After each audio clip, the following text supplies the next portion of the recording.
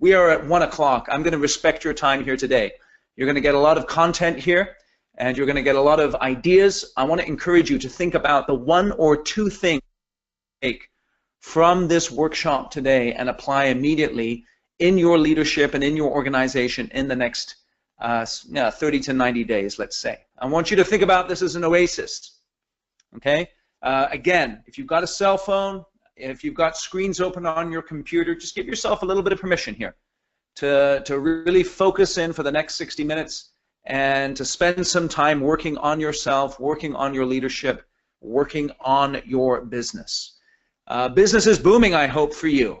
2017, $713 billion in new construction. Okay, so at the environment, as you look at the landscape, confidence is definitely something that is pretty strong in most construction companies at the moment. There are significant concerns around job site efficiency and labor productivity, but optimism remains high.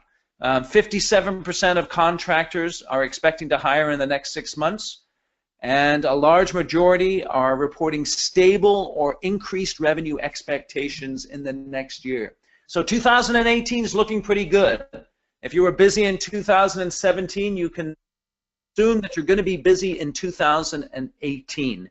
And think about your backlog. It's very important here. The ABC, Associated Builders and Contractors, their backlog indicator, it set a record. It expanded to almost 10 months during the third quarter of 2017. So most contractors have about a 10-month backlog at the moment. And that is at the highest level that it's been since they've started taking a measurement of backlog over the past 8 years or so. So I'm assuming that most people here on the call, your backlog is looking pretty strong. Your confidence should be relatively high. We don't know exactly what the future holds. There is a good possibility of $1 trillion of construction building infrastructure here in the United States. Whether you like or dislike Trump, the administration, they are finalizing a plan that would allocate $200 billion or more to spur investment in a $1 trillion infrastructure package. And that could move forward in the very beginning parts of 2008. Many of my clients are involved in infrastructure building, and they're excited about that. Now, along with that opportunity, 90% of contractors don't consider their job sites to be very efficient. 44% of contractors identify labor productivity as the key means to achieving job site efficiency. And then they follow that with job site logistics and then project management. So think about your job site efficiency at the moment. One question you should ask yourself: in what specific ways can you improve the efficiency of your job sites at the moment? And that's exactly why you're spending your time wisely here on this webinar today, because we're going to be talking about one key to improving job site efficiency, and for that matter, project management, and that is by improving communication. And so with the 3 pillars of powerful communication, there's 3 aspects that we're going to be talking about today. The first one is vision. I'm going to explain what that means. Direction. And the third one is comfort. And as we get to comfort later on, you're going to see that that's the secret sauce to being an impactful leader. Being able to comfort the people that you that work for you and that you work with. And I'll explain more about what comfort's all about.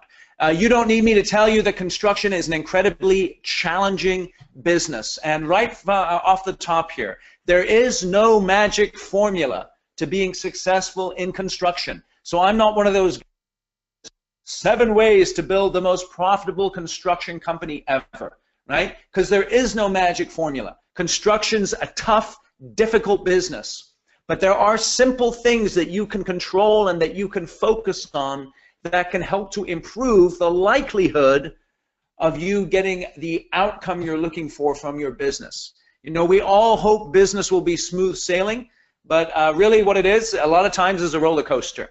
You know, right now things are going pretty well for most people, but even from project to project, in a booming economy, there can be great challenge. and there's no guarantees of success. And so if you think about what the construction business is all about, you've got to bid the work, you then plan the work, you then build the work, and then you chase the money, right? So bid, plan, build, bill. And from project to project to project, those are the 4 things that you need to focus on in order to be effective. It's easy to say, it's hard to do. It's easy to say, but it's hard to do. If you just think of that one aspect of the build aspect, you've got to build safely, you've got to build quickly, and you've got to build with high quality. And that alone requires you to be a master at communication. So whether you're the owner of your business, whether you're the president, whether you're the head of operations or the head of estimating, or whatever your position is, communication is the key to being able to produce projects that are safe, that are quick, and that are high quality, that are meeting budget, that are meeting deadlines, and that are able to be done in such a way so you're not always going back having to button up the project again and again and again and losing money as you go. And the reason this is important is from 1964 to 2017, the volume of work, dollar for dollar, relatively has stayed about the same, but competition has gone up, has increased in that time 3 times. So that's had a massive effect on the labor pool. It's hard to get jobs, it's hard to find good people. High school seniors rank construction in the bottom 5% of all careers, but I think that's changing now. I tell you, there's a massive push with things like the Go Build project, a massive push to get back into the high schools, back into the colleges, and really emphasize the value and the opportunity that's in construction.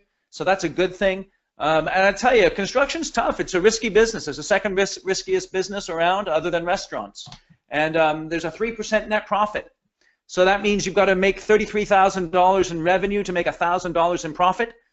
Put it another way, it takes approximately 4 or 5 profitable jobs to break even from one bad job. So, but there's also opportunities, right? So let me ask you this. As we go around, you know, there's a bunch of people here on the webinar. Just chat into the box. What is the biggest opportunity that you see at the moment in construction? What's the biggest opportunity you see at the moment in construction? Just chat that into the box. What do you see for your organization at the moment? What's the biggest opportunity that you have? Yep, backlog is strong. That's right. Getting some feedback here. Backlog is strong. Lots of project opportunities. Yeah, I tell you, there's tons of opportunity, right? SB1. Yep, thanks. Yep, that's right. SB1 has passed here in California, ready to rock and roll. As far as some infrastructure is concerned, that's awesome. So that's a really, really great opportunity. There's no lack of opportunity. There's opportunity for company growth. Think about that. There's not only new projects that you can take on, but there's opportunity to develop the people that you have in your organization. One thing I love about construction, I tell you guys, it's awesome to be involved in the construction industry. It's awesome to see the massive positive impact that we can have in our economy and in our communities. Construction's essential, right? It cannot be outsourced. No one's going to send the next construction project offshore in order to get it done. There has to be work done locally. Construction is merit-based. I'll tell you, if you are good, you're going to get more and more opportunities. If you can build safely and quickly, and if you can build with high quality, you will be sought out in the industry to build projects. So it's merit-based. And there's 7 attributes of the best that I always like to emphasize. They pursue niche work at which they're excellent and profitable. They deal with clients they know well. They work with project partners they trust. They maintain high-quality, efficient construction work. They emphasize and demand safety. They insist on timely payment for all dollars earned. I tell you, take a quick look at your accounts receivable. If you're not happy with the way your accounts receivable looks, if your clients are holding on to your cash, let me encourage you, pick up the phone and go get your money. I tell you, you must insist on timely payment for all dollars earned. and then they have a financial cushion to weather the bad times. Now, times are good right now. I want to encourage you guys. We've all been through 2008, 9, and 10. Times sucked during those times, okay? Keep putting your money away for the bad times, because it's going to come at some point. It may not come for a couple of years, and it may not be as severe as it was, but it's going to come. So be wise with your money. Make sure you're stuffing away cash to be able to take you through those tough times as they come up in the next few years. Okay? So, and that's why this webinar is so important, because the best construction companies are the ones that have the strongest leadership teams, and they're always communicating consistently these three messages: vision, direction, and comfort. Let me just give you a little bit of information on who I am. I've been working with construction industry companies, helping them to build their people and their profitability since 2004. So I've been through the last boom, I've been through the bust, I've seen the good times and the bad times with my clients, and I tell you, what a wonderful industry we're in as far as construction is concerned. I help my construction clients to strengthen their leadership through executive coaching, build their teams through leadership development, and grow their businesses through strategic planning. Here are some of the companies that I work with, all the way from companies that are a few $1 million in revenue up to companies that are $500 million in revenue. This is what one of my clients says about working with me. This is Brett from Deacon. As a leader responsible for a large general contracting firm, I'm approached occasionally by business consultants. The problem is that many of them don't have an idea as to how a construction company operates and the challenges that we face. Eric Anderton is different. He's unique because of his focus on the construction industry. He knows what makes a construction business tick and how construction professionals work, and the ideas that he shares are realistic to business and our people. As a result of working with Eric, our teams are more focused on the aspect of leadership that have the biggest positive impact on the people and projects they're responsible for. If you're a construction contractor and need help developing your leadership team, I highly recommend working with Eric. I appreciate that recommendation from Brett at Deacon.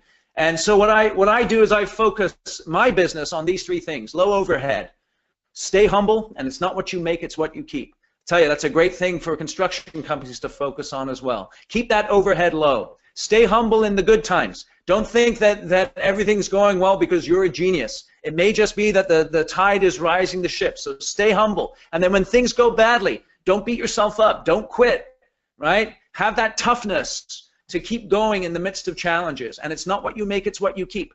Okay? Everyone can go top line in construction. We can all go out and get those nice shiny projects, but we all know that in construction, it's the bottom line that counts. And what happens between the top line and the bottom line is what sets apart one company from another. So as a little bit about my personal style. I get excited. You can tell just by the way I'm talking right now. I like to say dude when I get excited, so you'll have to have mercy on me there. And just stick around to the end. If you stick around to the end, I'm going to send you a recording of the webinar. I'm going to send you the slideshow, and I'm going to let you know how you can get some help from me if you would like that. So, question here to the audience. We got a lot of people here on the webinar. Here's my question to you. As in a construction role that you have, in your leadership role, what's your biggest challenge at the moment with being a leader? Just chat that into the box again. What's your biggest challenge at the moment with being a leader? So if you're distracted with your phone at the moment or with answering emails, just stop for a moment, answer this question. What's the biggest challenge that you have with being a leader? Teaching common values to employees. Recruiting and communicating with millennials. With so much work available, I find the workers are quick to quit over the littlest challenge or bump in the road because they can get an easier job tomorrow. How do I keep good help around and get them to step up to the challenge? Yeah, you know, perception is reality. Interesting. Being a young leader, most of the foremen we manage are older in age. Yeah, that's a challenge as well. So it's interesting. So one person said recruiting and communicating with millennials. I'm assuming that the younger person's probably a millennial as well. And so they have a challenge with communicating with the foreman. Let me just say this. If you think the millennials were challenging, wait until the next generation comes. The folks who are just getting out of college now, you may find those guys even more challenging. Okay, if you think the millennials were a little on the difficult side, the safe spacers are coming. The safe spacers are coming, and that's going to be a challenge to the industry as well. Okay, so there's challenges with leadership. There's challenges because there's lots of opportunity out there, but then, you know, if people aren't happy on a project, or, you know, if someone gets pissed off one day, they say, you know, I'll just go work for somebody else because they've got work as well. And so there's a lot of different communication issues that surround construction on a regular basis. So think about this in your, I just want you to think about this. It's really important. In our lives and in your leadership, there's things which you have no control over. Think about the things that you have no control over, right? Things like the weather, things like the macro economy. You have no control over those things. And as a leader of your company, you shouldn't concern yourself with the things that you have no control over. There's so many things that we don't have control over, okay? And then also, there's things that we have complete control over. And this is a great thing for us to always understand. We have complete control over ourselves and our attitude. We have control over how we show up every day as leaders in our organization. We have control over our mindset. We have control over what we allow to come into our minds and what we allow to come out of our mouths.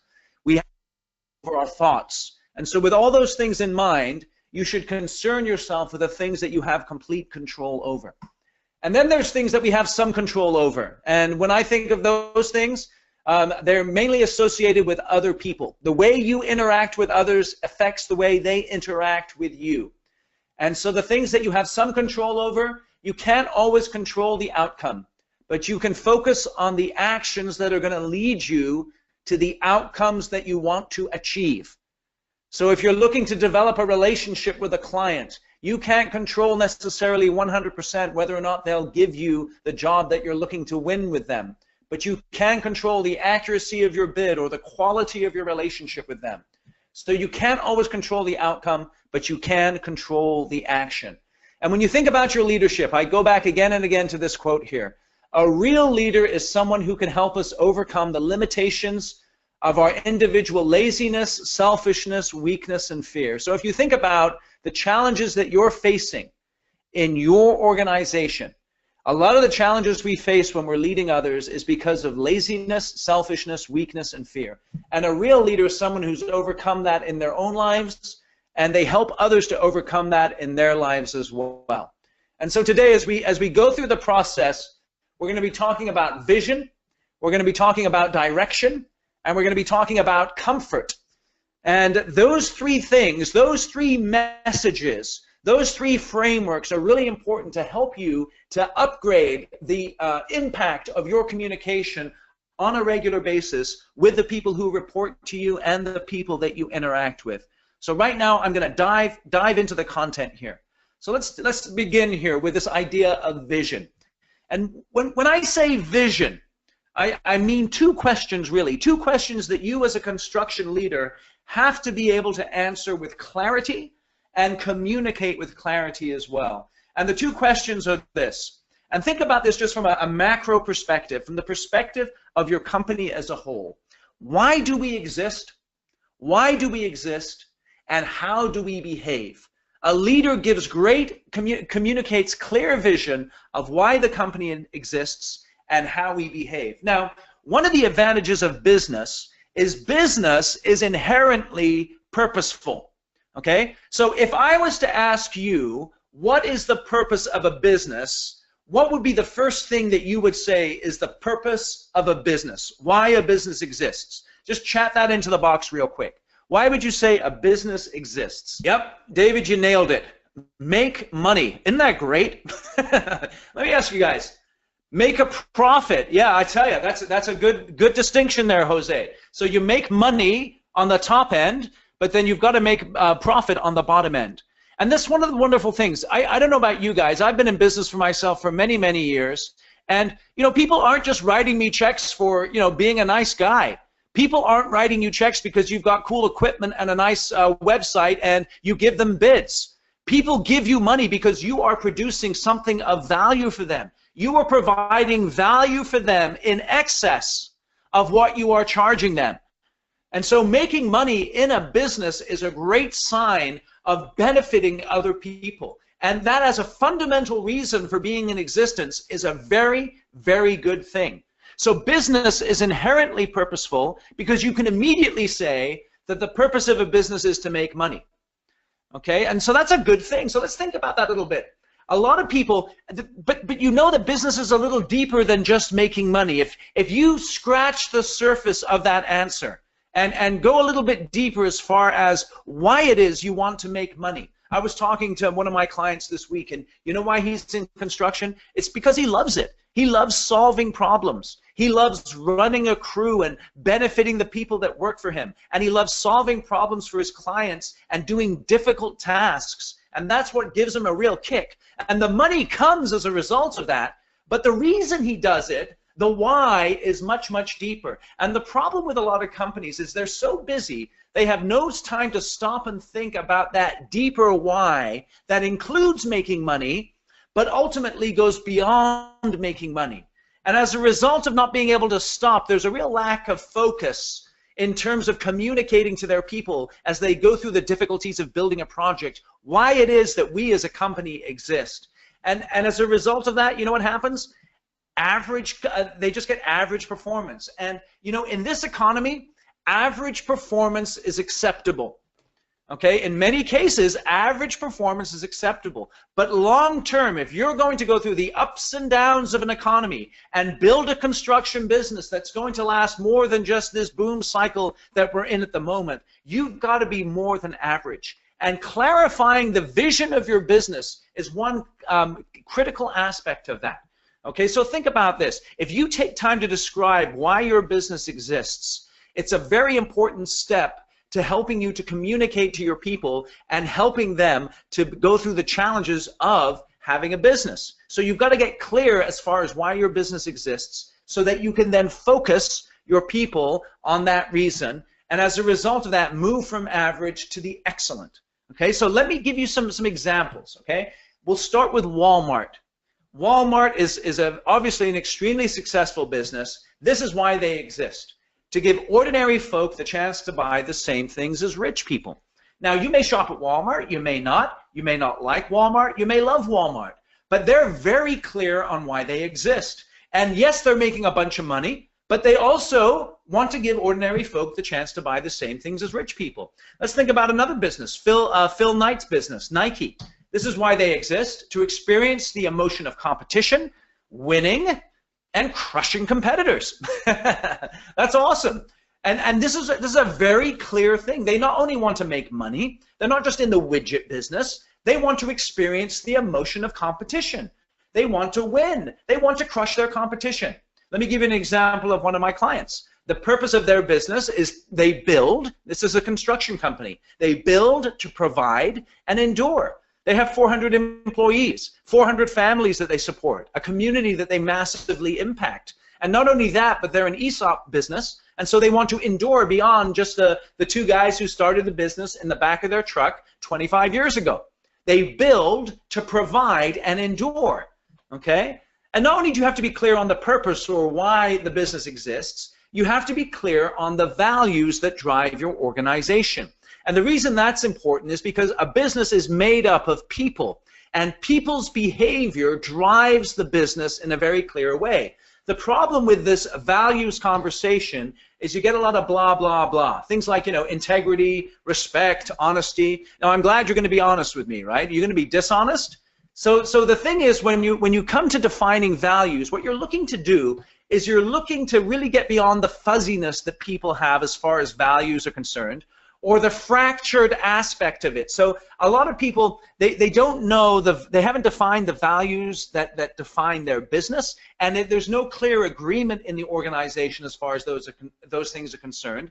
And then they forget it as well. I mean, have you ever, I tell you, I was doing this with one of my clients a little while ago. I put up, I asked them, what are the values that drive your business? And this is when I just started working with them. And they really couldn't answer the question. They kind of looked at each other and said, well, I'm not sure. So then I put up the next slide of my presentation, and it was their values that they stated on their website. And this is the problem with many companies, right? They talk about values, they put them on their website, but they don't remember them and they don't live them out. And the best companies are very clear on their values, and they live them out in their business on a daily basis.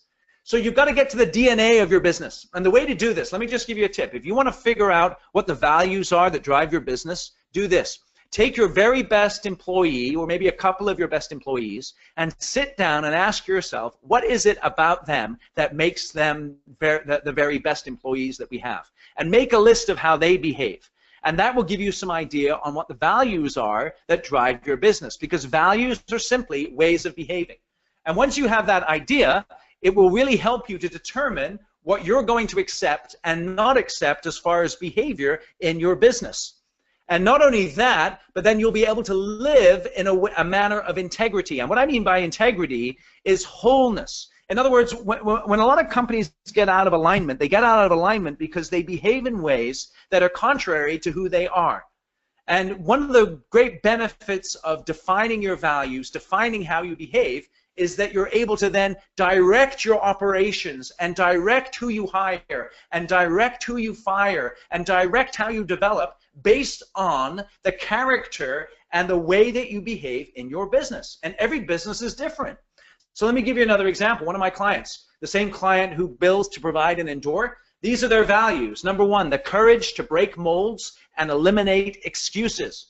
The discipline to kick ass. That sounds like a construction company, right? These guys are ass kickers. And this is one of the questions we ask. How did I kick ass in the last 90 days? That's a good question. If your values are to kick ass, to really perform at a high level, and that requires discipline, what you should be asking yourself on a regular basis is, how did I kick ass in the last 90 days? Or how can I kick ass this next week?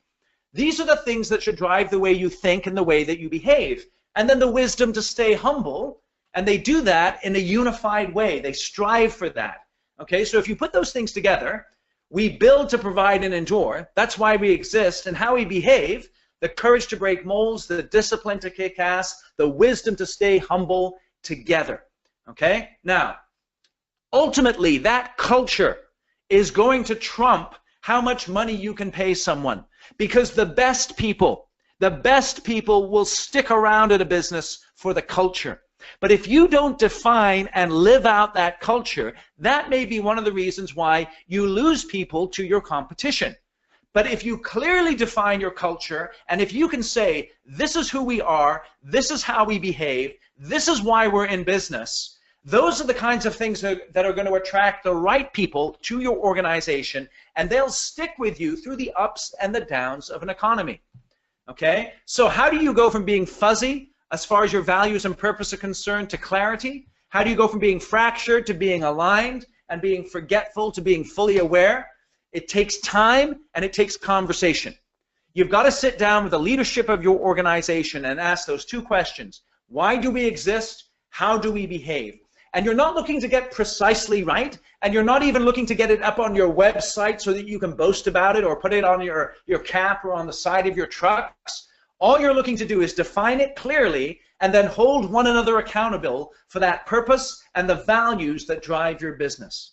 And what you want to get to is that point of being able to simply, clearly, and consistently communicate those two things to your organization. And the way that it should go is it should start with the individuals at the very top of the organization. The core leadership team should be in alignment on the purpose and the values of the business, and then communicate that out to their team, to departments, to divisions, and to the entire organization. Because these two questions, why we exist and how we behave, they are fundamental. They are the foundation of all your operations. Again, who you hire, who you fire, who you do business with, how you build your organization, how you're going to maintain that organization over a long period of time.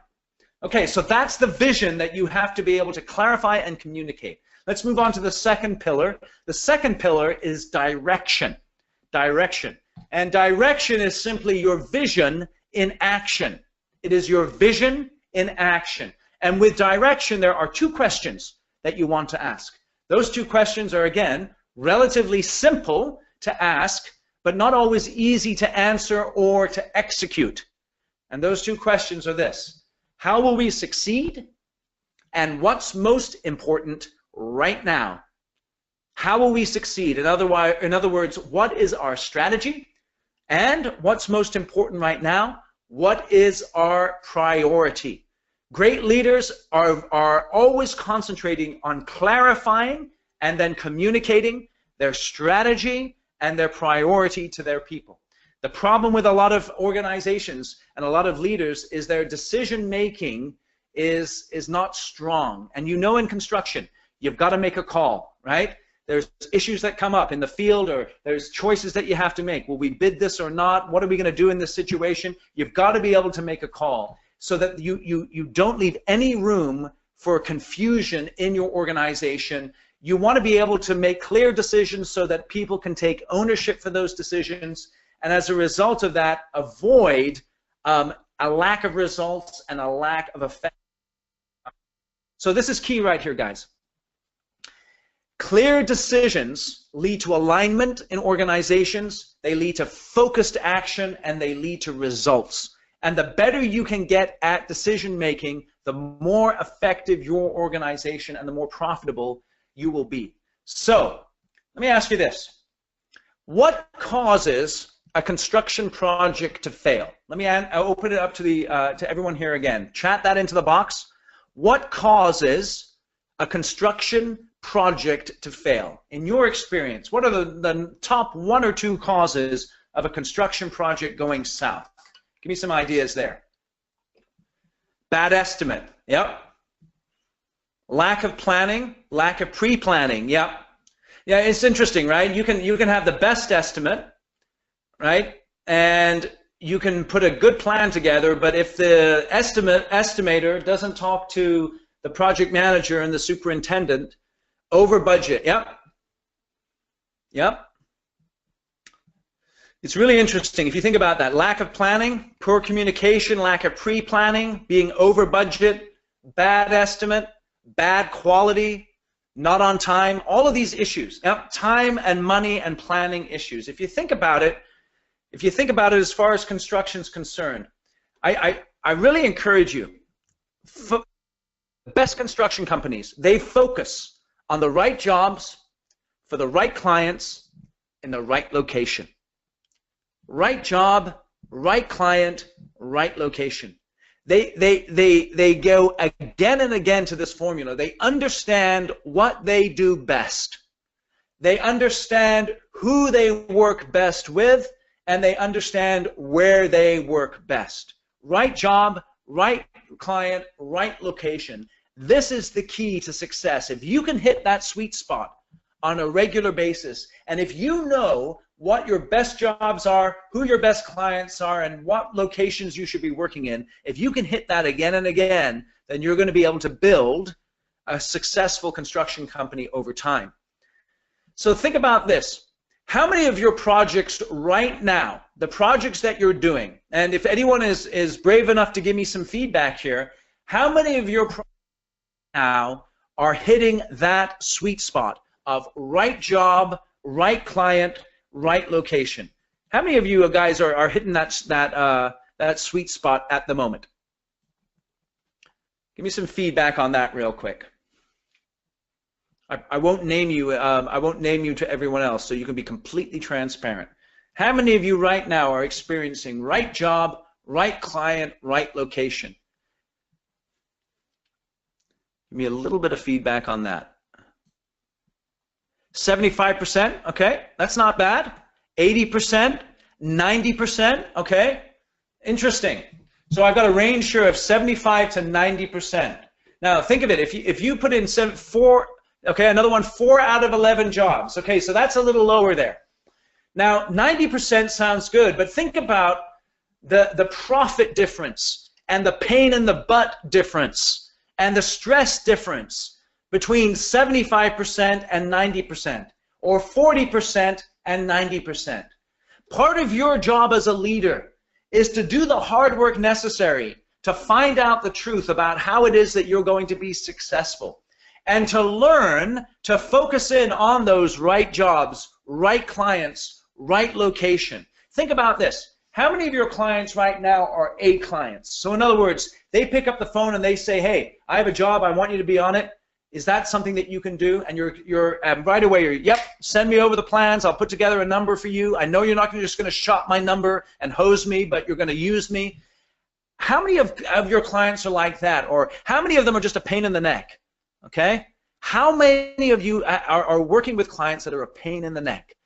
And I tell you, in my experience, never work for a bad client, because if you get into the habit of working for a bad client, you'll just begin to work with bad clients again and again and again. Have the balls to say no to people.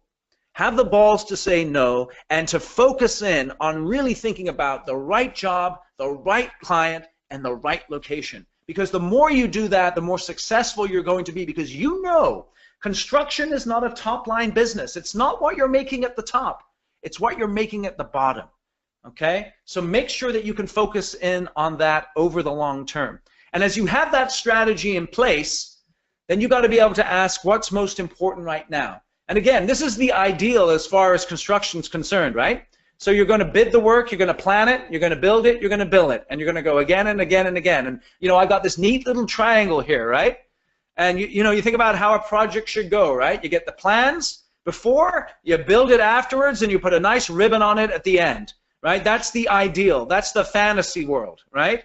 But then the reality is more like this. If you think about it, you've got this project, and you've got the owner, the subs, the other project partners, you've got the GCs and the GC, and you've got multifaceted things going on. There's lots of uncertainties, there's lots of unknowns. And if you go back to what I talked about earlier in the workshop, there's things that you have no control over, things that you have some control over, and things that you have total control over.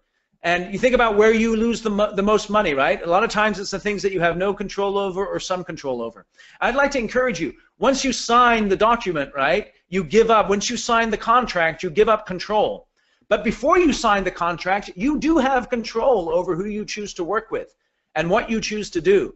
And so I want to encourage you to really focus on the things that you can control and make sure that you're doing your best to optimize your efficiency there, because the nature of reality is really simple. Things start out orderly, right? Everything looks good on the plan, right? But then it goes to disorder, and then it goes to chaos. So things go from order to disorder to chaos. And the way that you restore order when a project is in disorder or chaos is through the power of your communication and the willingness that you have to go through the conflicts and difficulties of making sure that your team is doing everything they can to execute the project safely, quickly, and with high quality. And so remember, a real leader is someone who can help us overcome the limitations of our laziness, selfishness, weakness, and fear. That is a lot of what leads to the disorder in our lives and on our projects, is that laziness, selfishness, weakness, and fear.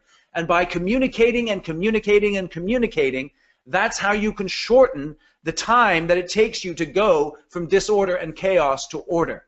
Okay? So now think about this. As far as direction is concerned, you've got to decide what needs to be done, and you've got to delegate to who will do it. Okay? So I'll give you an illustration. Think about do a little bit of history here. Back in 1945, the Allies had invaded from France, and the Russians had come in from the east, and they were all going in to defeat Hitler and the Nazis, and their project, so to speak, was to beat Germany. Okay? So with that in mind, they had to get data. They had to get data, they then had to discuss the data, and then they had to make decisions. And if you think about the projects that you're running, if you're going to be a good leader, you've got to be able to gather data. You've got to be able to discuss that data and interpret it. Discussions, then make decisions. And I like this little process that's mapped out here. You get stimulus coming in. So you think about it on a weekly basis. You look at your job reports. You see which jobs are making money and which aren't. And as a result of that stimulus, you get into discussion with your people. And from the discussion, you then make clear decisions. You've got to be able to make clear decisions. You've got to be able to look your guys and your gals in the eye, and you've got to be able to say, on this project, this is what we need to do. This needs to get done in the next 7 days for us to be able to say with any credibility, we had a good week. And then when you make those clear decisions after free discussion, you have the right to expect full support from people in your organization so that you can then make the response from the stimulus. And the key is this: if you're wrong, and this is the key, decisions, the quality of your decision making isn't on how precisely right you are. It is on being generally right in terms of the direction, and then being willing to respond to the feedback that you get from the decisions that you make, and go back into this loop of free discussion, clear decision, and then full support. And then when it comes to these kinds of things, you've got to be able to be an expert at delegation. Okay? Now, think about this. How many of us here on the call today struggle in some way with delegation? How many struggle with delegation? Let me ask you this. Why don't we delegate to people? Why don't we delegate? Can you please chat that into the box? You've given me some great feedback so far here. If you can give me some more feedback on this, I'd really appreciate it. Why is it that you have a challenge with delegation, or why is it that people have a challenge with delegation? Just give me some feedback on that real quick. Yeah, excellent. Trust issues. I want it done my way. We can get it done faster or done right if we do it ourselves. Yeah? Yeah, it's really interesting. Okay? Maybe you're like the king here in this little cartoon, right? You're painting the lines on the road. I tell you, delegation, if you can improve the effectiveness of your delegation, it can really, really have a massive impact on your organization. So now let's look at this here. I just want to share 3 reasons why we often struggle with delegation. Number 1 is we like to be the hero. We like to be the guy or the gal who gets to pick up the phone and make that call that makes a real difference, right? We like to be able to have the tough conversation with the hard-nosed superintendent and get stuff done. When really what our job should be is training our project managers to have the tough conversations with the superintendent so stuff can get done. Okay? So one of the reasons why we struggle with delegation is we like to be the hero. Another reason, and this is related to wanting it done my way, is we're perfectionists. We want things done perfectly. We think that if we give it to someone else to do, then they're going to screw it up, and that's going to screw us up. And to an extent, we may be right if we haven't trained our people. But if we're addicted to perfection, I don't know about you, but perfection is pretty hard to achieve in life, and it's particularly hard to achieve in construction. So if you're addicted to perfection, that's going to hinder you with your delegation. And then, like someone said earlier, trust issues. We don't think that anyone can do it better than us, and we might be right. And we may not trust that our people are competent. But if you can't trust people who work for you, what does that say about your leadership? What does that say about your ability to sit down and take time with them to delegate effectively? So let me just give you a very simple delegation framework, okay? So number 1, you've got to choose which tasks you are willing to delegate. And let me just encourage you this. If you're like the king painting the road back in this cartoon, right? If you're like that king, you need to stop. You need to ask yourself this question. What can I and no one else do that, if done really well, would make a massive impact in my organization? You need to focus 80% of your time on the things that only you can do, and then really think through delegating those other tasks to other people.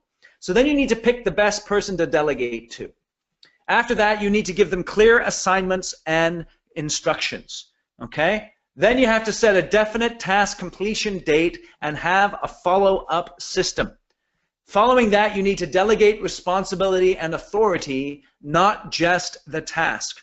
You have to instill in them confidence to go out and to do their very best, and even if they fail to do their very best. Okay, so if they're in fear and trembling that you've given them something to do, but if they blow it, you're going to chop their heads off, don't be surprised if people reverse delegate to you all the time or don't really execute what you want them to execute.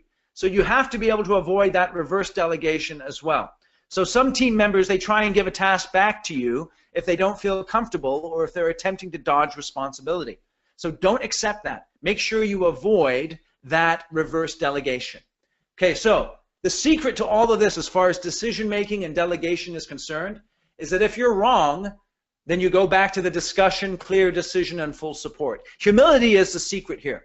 Okay, none of us are expert leaders. We've all got something to learn. If you're alive and breathing, you've got something to learn as far as leadership is concerned, and your leadership can improve. But if you're willing to learn, if you're willing to work on your delegation, it can have a massive impact on your company. So when you're giving direction, let me just encourage you, a very simple structure as far as giving direction and making decisions. Have a rally cry. Have a clear rally cry that people can understand as far as what they're supposed to be doing, either on a daily basis, a weekly basis, a project basis, or on a strategic basis for the whole organization. Have that rally cry. Then have areas of fierce focus. Break down the achieving of the rally cry into 3 or 4 different areas that one person can be responsible for. Okay, so if the rally cry is to grow the success of the business, right, then you give estimating a particular fierce focus. You give your field team a fierce focus. You give your support team a fierce focus. And then what you do is you link critical numbers to that fierce focus. Okay, and this is what it looks like on a plan. You've got a rally cry at the top, you've got areas of fierce focus in the middle, and then your critical numbers that are telling you whether or not you're achieving the fierce focus that is then driving the rally cry. And in each one of these areas of fierce focus, you assign one person for ultimate accountability, and you hold them accountable on a weekly and monthly basis for the achieving of the rally cry. Okay, so we're on the 3rd piece here now. We've talked about vision, we've talked about direction, and now we're going to talk about comfort. And this is the secret sauce. So if you've stuck with me this far, I'm so glad that you're here, because this is the secret sauce. And you're wondering, what does a military image, soldier image, have to do with comfort? This idea of comfort, it comes from the Roman legions, right? There was this Roman legionnaire, that one of the leaders in a Roman legion was called the comforter. And what the comforter would do is he would rally the troops before they went into battle. He would rally them during battle and hold them accountable for their assignments, and then he would recognize them after battle. He would recognize them for the victories that they achieved. So if you're going to be a comforter, it's going to be something where you give people encouragement, you hold people accountable, and then you give them recognition. And I tell you, if you're a good encourager, if you're faithful to hold people accountable, and if you focus in on giving people recognition for the things that they've achieved, I tell you, you're going to up-ramp your leadership incredibly.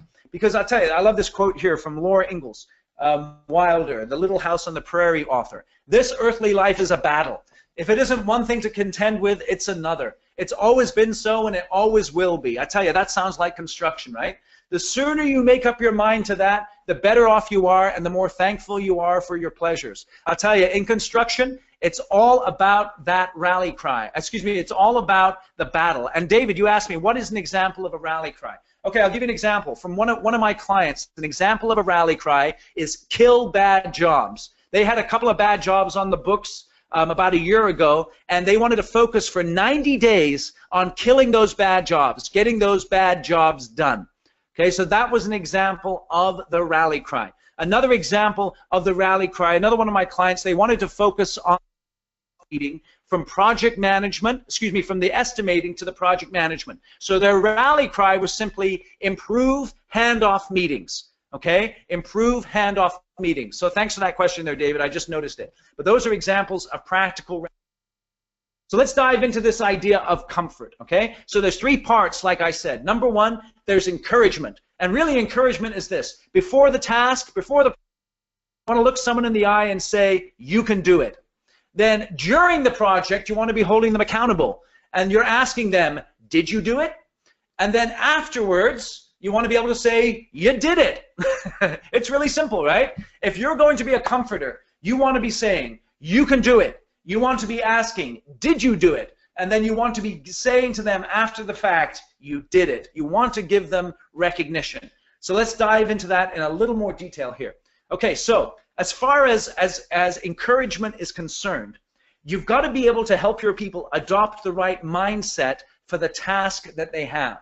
And the way that you help people to adopt the right mindset is to clearly define for them their role and responsibility in the project that they're undertaking. Okay, because with a clear definition of role and responsibility, they can have the right mindset for executing the things that you want them to do. And from that role and responsibility, specific actions can come forth. So if you're going to encourage your people to high performance, you've got to give them the right mindset. You've got to identify and help them to pinpoint the actions that express that mindset, and then you've got to give them the purpose of the actions that they're executing. People really perform well when they understand why they're doing what they're doing. So if you're asking, let's say, more effective handoff meetings, for instance, Give them understanding that if they have these handoff meetings between estimating and project management and do a good job of those, it has a massive impact on the profitability and efficiency of the project. That's just one example. But your job as a leader is to help people understand the mindset, the action, and the purpose of doing. This is one way to practically encourage them. And so you want to encourage them to concentrate on the few tasks that, if they do really well, will make a difference in the results of their job and in the performance of the organization. And that's what you want to do. Here, the baseball player Pete Rose, he's seeing the ball and hitting the ball. And so there's real power in action orientation. Okay, and I want to encourage you as a leader to encourage your people not to focus on the outcome, not to wake up in the morning and just hope and pray that somehow they're going to build a profitable project, but to focus on the tasks and the that you know will lead to a profitable project. So what you want to do is you want to sit down with your folks and you want to get them to clarify the top 3 outcomes that they're expected to achieve in their position. So if you're sitting down with one of your foremen or your superintendent and you're talking to them about a project that they're involved in, you can say, hey, listen, you've got to build this thing safely, you've got to build it quickly, you've got to build it with high quality. And so if you're working with them and encouraging them to improve their performance, you want to identify the most important outcome. So perhaps one project they need to really work on safety, the other one they need to work on quality. Maybe there's another project where they need to speed things up a bit. But you pick the most important outcome, and you pick then the top 3 actions that lead to that outcome, and then you ask this: what's the most important task that's going to lead to my most important outcome? And this is the question right here. This is how you encourage people. Sit down with them. Give them the mindset of achieving high performance and ask them, in what specific ways can I improve the performance of my task? Whether it's a safety task or a quality task or an accuracy task in terms of the bidding. Maybe it's a communication task. Maybe I need to improve the quality of my difficult conversations. In what specific ways can I improve my performance of that task? Okay, so now we want to move on to accountability. Accountability is holding people responsible for their actions and outcomes appropriate to their authority and within the realm of responsibility, their responsibility. So let me ask you this, guys. We've got a few minutes left here. What's your biggest challenge with accountability? Okay, the majority don't want to be held accountable. Appropriate discipline. Yeah, I know. Yeah, that's a good one. Thank you for that, Ben. Appropriate discipline. The majority don't want to be held accountable. People don't want to take ownership. So when we think about what others are, how they respond to accountable conversations, then it begs the question about the types of people that we're hiring. And I know it's difficult times we're in because labor is so short right now, but one of the things that you want to be able to move towards in your organization is a culture of accountability. A culture of accountability, and some people, you're right, they don't want to be held accountable. But let's talk about how you can effectively hold people accountable. And really, that's really there's a rhythm to accountability that you need to get into the habit of on a daily, weekly, and monthly basis. And the first question you always want to ask in accountable conversations is, what have you accomplished? What have you accomplished? You've been given a task to do. Tell me how that's gone. Look at the data, have conversations based on the data, and ask them, what have you accomplished? Then you ask them, what do you need to succeed? Okay? In those accountable relationships, it's not just demanding, but you're asking them, what do you need to succeed? And then you ask them, why didn't you accomplish what you didn't accomplish? Why didn't you do what you said you were going to do and what you're responsible for? And this is where the conflict comes in.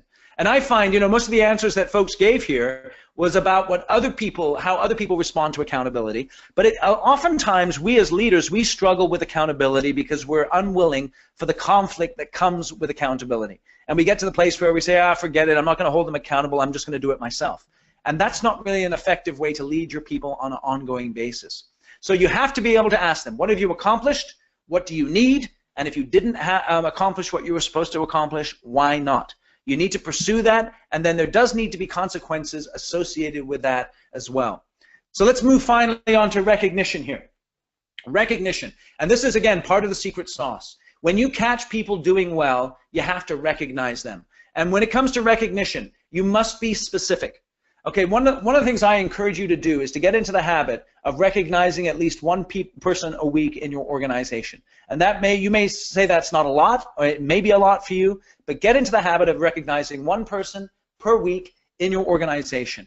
Okay? And when you recognize them, be personal about it. Fit it to the person that you're recognizing. Some people like to be recognized in front of others. Other people like to be recognized privately. Some people like to be recognized with a note. Some people with a gift. Think about how your people want to be recognized, and then do your best to recognize them specifically for something that they've done, and then personally. And then my other encouragement to you is to get into the habit of doing that. You as a leader should commit to having at least one recognition conversation every single week with someone in your organization. And if you need help figuring out who to recognize, then talk to the people who report to you so they can give you names as well. And one of the most powerful things you can do, I encourage you, is particularly, I know we have some owners of companies here on the line, and you've got guys in the field maybe who you've never you've met before. If you can get your foreman and your superintendents to report up to you about the success of someone in the field, that you can then go out to a job site and personally recognize them, you can take the time to do something like that, that can have a powerful effect on the people in your organization, particularly in light of retaining people for the long term when they have opportunities to go other places, okay? So make sure that you're focused on recognition in your organization, and always remember that the purpose of your leadership is to help people overcome their laziness, their selfishness, their weakness, and their fear. And that's one of the reasons why these 3 pillars of profitable communication, of powerful communication, are so important. So you've got that vision that we talked about earlier, you've got that direction, and then you've got the comfort, okay? So we're at 1:58. It's time to get to work. And as George Patton said, a good plan violently executed today is far better than a perfect plan tomorrow. So as you think about how you're going to use and apply this information, I want to encourage you. Where do you want to be in terms of vision, direction, and comfort 90 days from now? Maybe you need to take some time to clarify your vision.